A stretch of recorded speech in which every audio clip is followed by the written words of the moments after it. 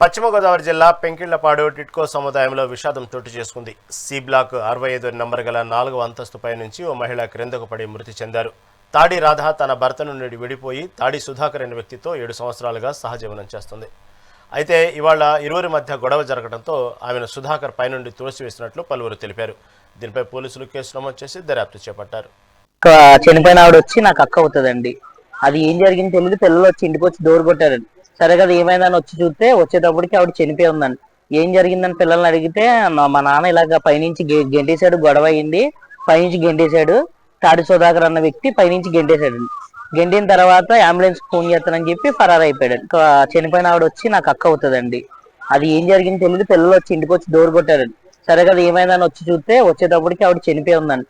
ఏం జరిగిందని పిల్లల్ని అడిగితే మా నాన్న ఇలాగ పైనుంచి గెంటేశాడు, గొడవ అయింది, పైనుంచి గెంటేశాడు, తాడి సుధాకర్ అన్న వ్యక్తి పైనుంచి గెంటేశాడు. గెంటిన తర్వాత అంబులెన్స్ ఫోన్ చేస్తానని చెప్పి ఫరారైపోయాడు. చనిపోయిన ఆవిడ వచ్చి నాకు అక్క అవుతుందండి.